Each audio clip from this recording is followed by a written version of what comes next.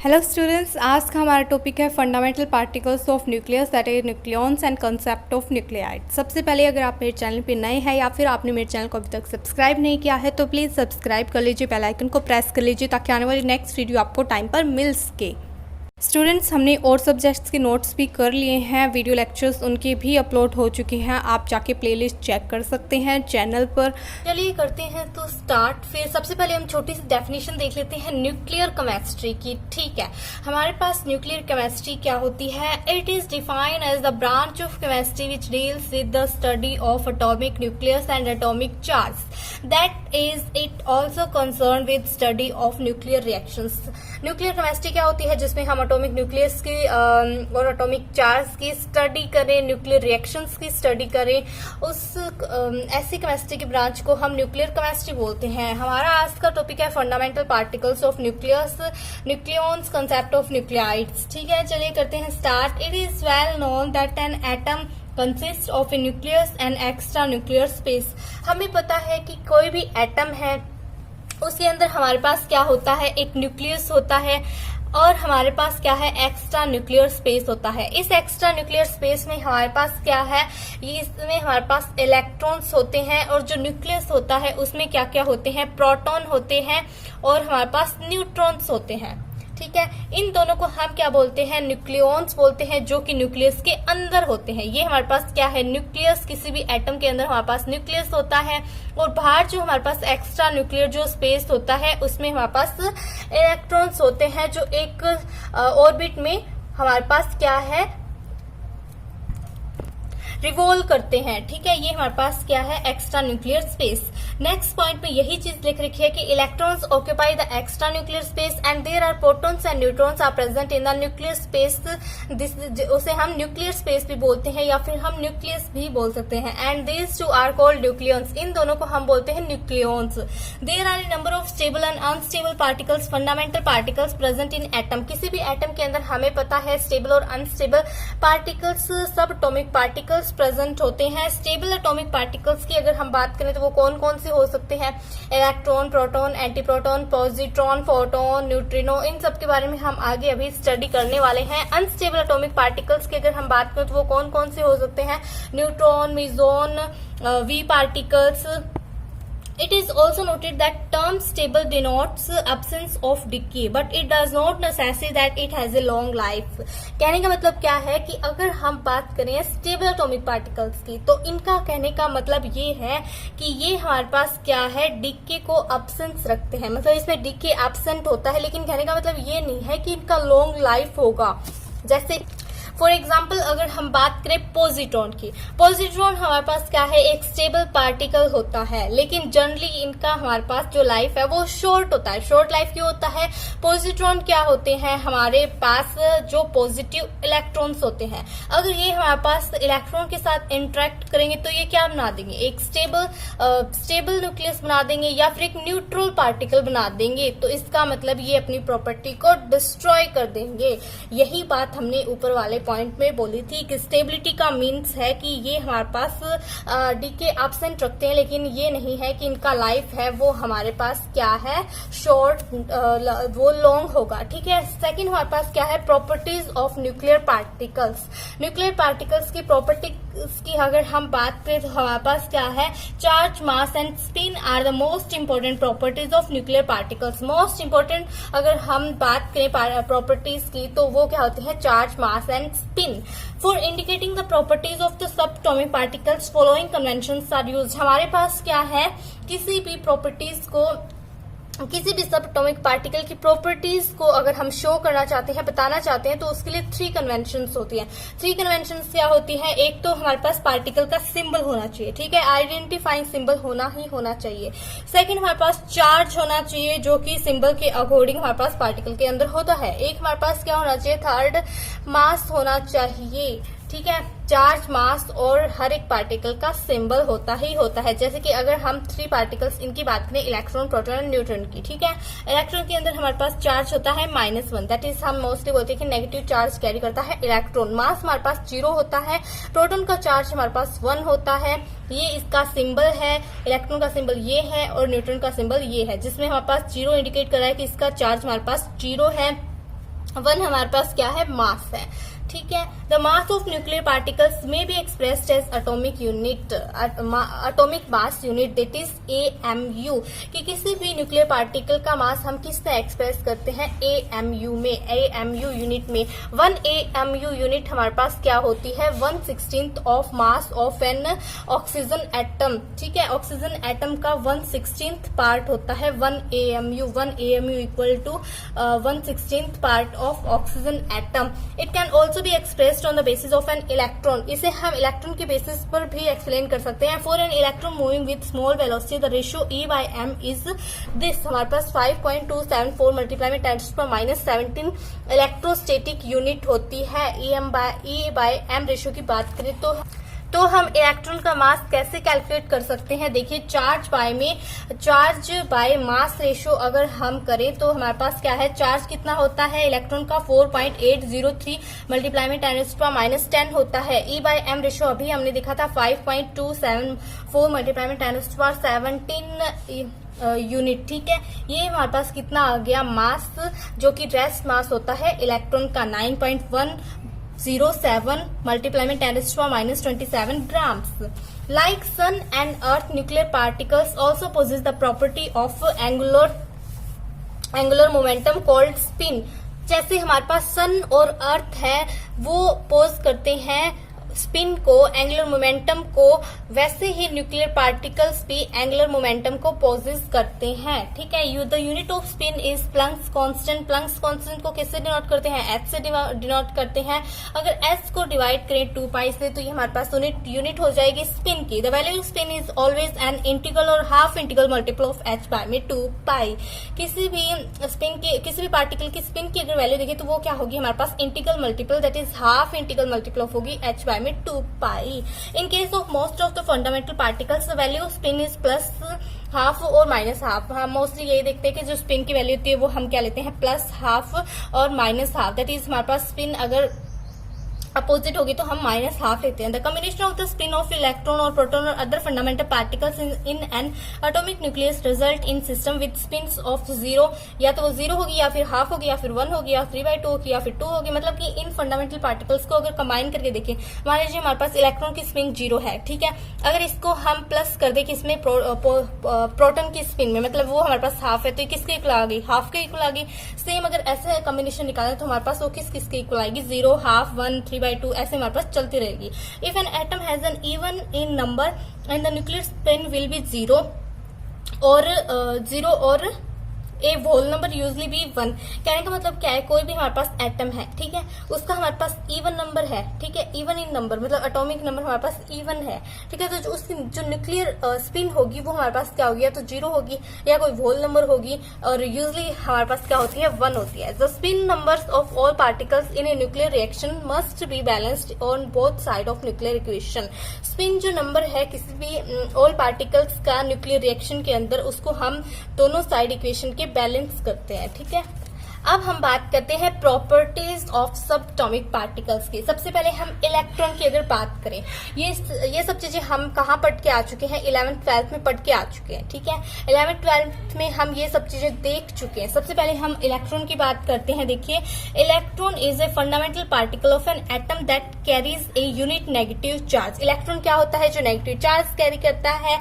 It was discovered by J.J. Thomson 1887 में, ठीक है। 1887 में J.J. थॉमसन ने इसे डिस्कवर किया था। कैसे डिस्कवर किया था, उन्होंने स्टडी की थी कैथोड रेज की डिस्चार्ज ट्यूब में, ठीक है। अब हम प्रॉपर्टीज की बात करते हैं इलेक्ट्रॉन की। Electron is the lightest element, it is also known as beta particle. Electron जो होता है वो लाइटेस्ट एलिमेंट होता है, इसे हम बीटा पार्टिकल भी बोलते हैं। जैसे न्यूक्लियर रिएक्शंस की स्टडी मैंने आपको पहले वो टॉपिक्स कराए थे ताकि आपको इनमें पढ़ने में दिक्कत ना हो, क्योंकि वहां पे मैं आपको नहीं बता सकती कि देखिए इलेक्ट्रॉन को बीटा पार्टिकल कैसे लिया। लेकिन हम प्रॉपर्टीज में अब हमने पहले ही वो चीजें देख ली है, तो प्रॉपर्टीज में हमारे लिए लिखना इजी हो गया है। It carries A charge of 1.602 multiply में 10⁻19 कूलम, और हमारे पास इसको हम इलेक्ट्रॉन स्टैटिक यूनिट में अगर लिखे तो ऐसे लिख सकते हैं। मास हमारे पास इलेक्ट्रॉन का अभी हमने निकाला था वो इतना होता है, ठीक है। उसको हम एटॉमिक मास यूनिट में लिखे तो इतना होगा। Electron has wave like properties. Fourth property क्या है कि जो इलेक्ट्रॉन्स है उनकी वेव लाइक प्रॉपर्टीज होती हैं और जनरली हम इलेक्ट्रॉन्स को इस तरह रिप्रेजेंट करते हैं। सॉरी, इसको ऐसे भी लिख सकते हैं, ठीक है, जैसे कि हमने अभी लिखा था कि हमारे पास ये जीरो क्या है, मास है, और ये हमारे पास क्या है, चार्ज है। The wavelength of an electron increases with increase in velocity. जैसे ही वेलोसिटी इंक्रीज होगी वैसे ही हमारे पास वेवलेंथ इलेक्ट्रॉन की इंक्रीज होगी। Next properties of cathode rays है, ये करना चाहते हैं तो आप कर सकते हैं, मैं थोड़ी थोड़ी आपको बता देती हूँ। कैथोड रेज हमारे पास क्या है, ट्रेवल करती है in straight lines perpendicular to the cathode surface, thus they consist of material particles and not electromagnetic radiations। ये not electromagnetic radiations को consist नहीं करती क्योंकि स्ट्रेट लाइन में और perpendicular to cathode surface travel करती है, ठीक है। Cathode rays are also called electron beam, इन्हें हम इलेक्ट्रॉन बीम बोलते हैं क्योंकि कैथोड रेज से ही तो हमें इलेक्ट्रॉन्स का पता चला है। The cathode rays have charge and mass, both charge और मास दोनों होता है, लेकिन E बाय जो M रेशियो है वो इसका कांस्टेंट होता है, ठीक है। The lighter the element the greater is the EM by ratio. जैसे ही हमारे पास एलिमेंट है वो लाइटर होगा वैसे ही हमारे पास ग्रेटर होगा E by M ratio. Next जो हमारे पास है न्यूक्लियर पार्टिकल वो है प्रोटॉन, ठीक है। प्रोटॉन भी हमें पता है, प्रोटॉन डिस्कवर किया था गोल्डस्टीन ने in his experiments with the help of discharge tube when he found that in addition to cathode rays there are positive rays moving in the opposite direction. Positive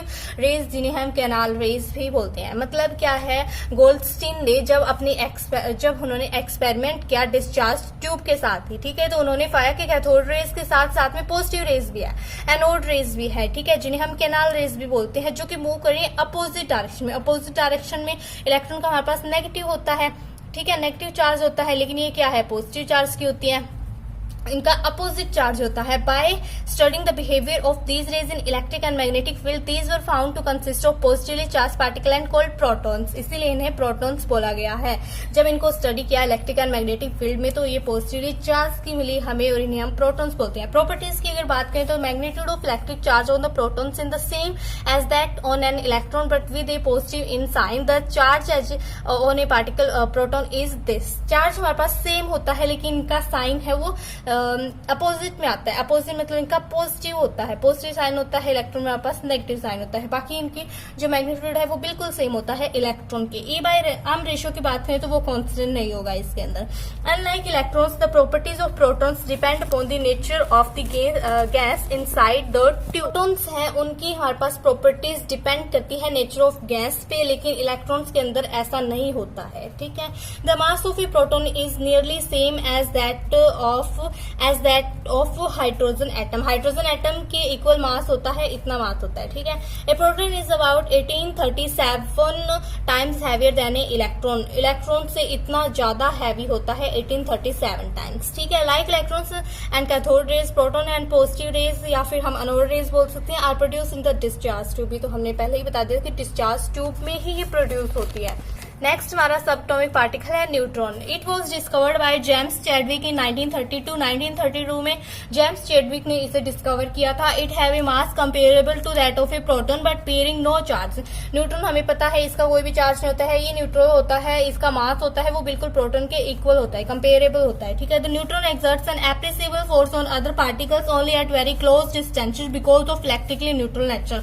neutral nature होने के कारण ये क्या है, जैसे ही close distance होगा तभी ये एक्सर्ट करेगा फोर्स, ठीक है। It has great penetrating power. The neutrons have energies below 1 electron volt are generally called thermal neutrons. जिन इलेक्ट्रॉन्स हमने जब न्यूक्लियर रिएक्शंस की थी तब हमने देखा था कि जो न्यूट्रॉन्स होते हैं जो हमारे पास कम एनर्जी के होते हैं उन्हें हम थर्मल न्यूट्रॉन्स बोलते हैं, ठीक है। It have great penetrating power है वो भी ज्यादा होती है। Neutrons is the heaviest fundamental particle. Heaviest होगा ये, सबसे ज्यादा हैवी होगा क्योंकि न्यूट्रल है ये। Neutron is present in all atoms except hydrogen atom. Hydrogen atom को छोड़ के न्यूट्रॉन बाकी सब एटम्स में होता है। नेक्स्ट हमारे पास है positron. Positron in 1932 Anderson and Caltech discovered the positive electron और positron.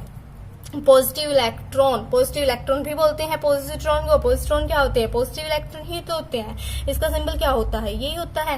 In 1934 Curie and F Joliot found that a shower of positrons was emitted when alpha particles bombarded with beryllium target. जब हमने देखा, जब F चैलियोट ने और Curie ने 1934 में experiment किया तो उन्होंने पाया कि जो पॉजिट्रॉन्स है वो लार्ज अमाउंट में हमारे पास प्रोड्यूस होते हैं। कब प्रोड्यूस होते हैं, जब अल्फा पार्टिकल्स बेरिलियम के साथ बॉम्बार्ड करवाया जाता है तो हमारे पास न्यूट्रॉन बनता है। जो न्यूट्रॉन डिसइंटीग्रेट होके हमारे पास क्या है, लार्ज नंबर ऑफ पॉजिट्रॉन को इजेक्ट करता है।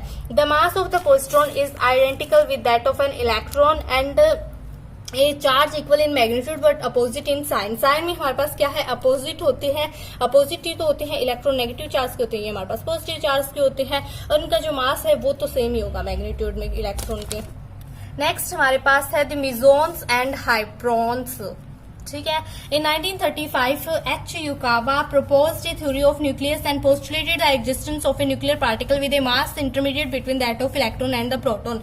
1935 में H. Yukawa ने एक थ्योरी दी थी। ठीक है, उस थ्योरी के अकॉर्डिंग हमारे पास, उस थ्योरी में हमारे पास एक पोस्टुलेट था जिसमें उन पार्टिकल्स की एग्जिस्टेंस के बारे में बताया था जिनका जो मास है वो इलेक्ट्रॉन और प्रोटॉन के बीच में लाई करता है। ठीक है, इन 1936 और 1938 में एंडरसन ने इस पोस्टुलेट पे वर्क किया, मतलब उनके वर्कर्स ने और एंडरसन ने मिलकर ये शो की कि हमारे पास क्या है, existence of particles produce by cosmic rays, के हमारे पास सच में पार्टिकल्स एग्जिस्ट करते हैं और दीज पार्टिकल्स आर म्यून्स, इनको हम म्यून्स बोलते हैं, मेसॉन्स बोलते हैं, विच में बी चार्ज प्लस और माइनस का चार्ज हमारे पास क्या है, प्लस और माइनस हो सकता है। Actually 3 kinds of such particles mesons have been found in both cosmic rays in laboratory, की हमारे पास 3 काइंड्स के जो मेसॉन्स मिले थे, हमें म्यून्स मिले थे। वन वेराइटी द म्यून्स की, जो मेसॉन्स की वन वेराइटी क्या थी, वो थी म्यू मेसॉन्स। ठीक है, फर्स्ट वेराइटी थी म्यू मेसॉन्स